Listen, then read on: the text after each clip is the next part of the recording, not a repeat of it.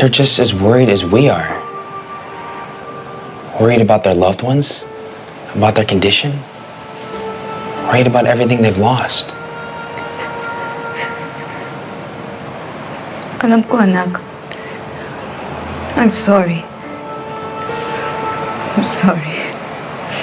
Para lang kasing kalaban natin ang buong mundo eh. Lahat ng tao gusto tayong patumbahin. Sabotage! Sabotage! Sabotage! Sabotage! Sinabotahe tayo ng mga sarili nating tauhan. Sinabotahe tayo! You better investigate this, Jaime. I'll be damned! I want all of their heads. All the heads of everyone who's responsible for this. I don't care anymore. I mean, hindi ako papayag na lulubog ang buong kumpanya na pinaghirapan ko. Hindi ako papayag. Mom. I'm a best ever.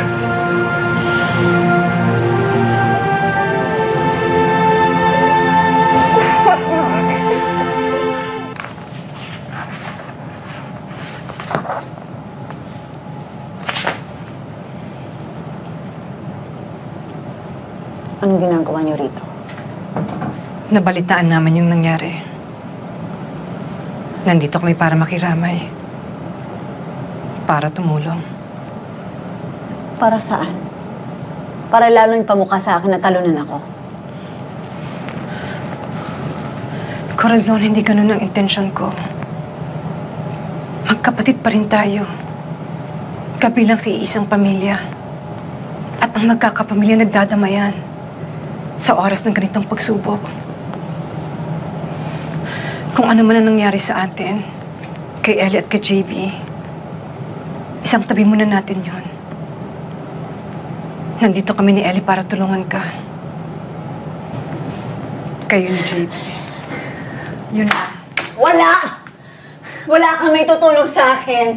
Ikaw nga ang dahilan ng lahat ng problema ko! Kayo ng anak mo!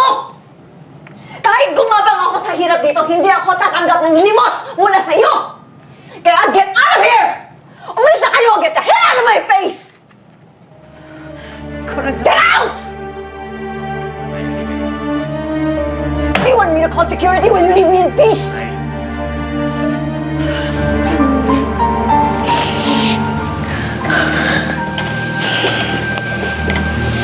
Mom?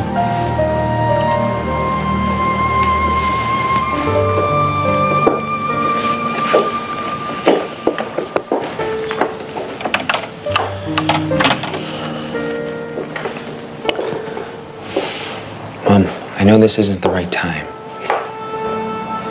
But you shouldn't have called them stupid. Kailangan din nating silang intindihin. I mean, they're just as worried as we are. Worried about their loved ones, about their condition, worried about everything they've lost. Alam ko, anak. I'm sorry. I'm sorry. Para lang kasing kalaban natin ang buong mundo eh. Lahat ng tao gusto tayong patumbahin. Parang walang gustong makabangon tayo sa mga problema. Yung nagpasimula ng lahat ng kamalasang ito, si Ellie at si Mamu G. Wala siyang inisip kundi ang kanyang anak. Walang kasalanan si Mamu G. Anong wala? Masama ang loob ko. Masama ang loob ko sa kanya dahil hindi ka inisip.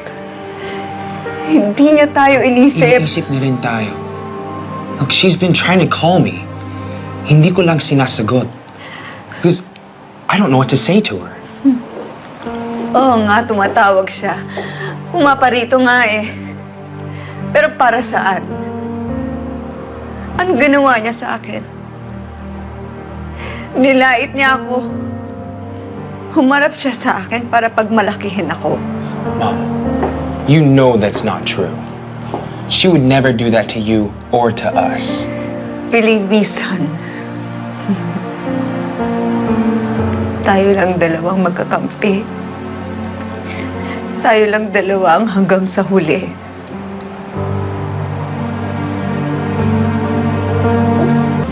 Gagawa ako ng paraan kahit na ano. Makakabangon tayo na hindi nagmamakaawa sa kanila.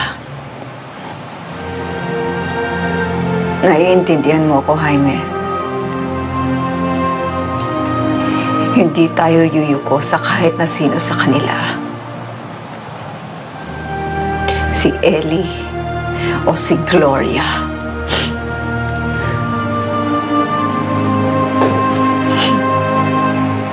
Kaliwat kanan lang natatanggap nating demanda dahil sa lumubog na cargo vessel. But our legal department has been working round the clock, assuring our clients na hindi tatakbuhan ng RSL ang mga obligasyon sa kanila.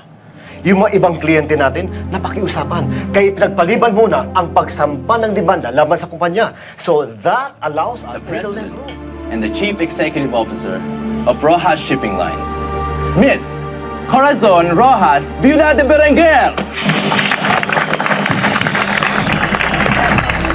On behalf of the Rojas Shipping Company, I welcome you all to the inauguration of our newest baby, our pride and our joy, the MV Princess of the Stars. Si Emilio na lang ang tanging lalaking makapagtitiis sa'yo. Kung hindi ka tatanga-tanga, hindi sana nagkabulilyaso ang ating negosyo. Stupid ka talaga, ha? We have lost money in that transaction. It's an investment! At alam mong hindi lahat ng investment nagtatagumpay. Sometimes you lose money. And losing money is part of business. But not the kind of business that we go into! Ganyan ka kasi mag-isip, kaya lagi ka nawawalan. Kung hindi pa sa akin, malamang pulubi ka na ngayon! The company deserves more from its general manager. I'll do better, Ma. You should. Parang unti-unti kang nagiging katulad ng ama mo. Ma, Dad's gone. Don't you dare bring him into this.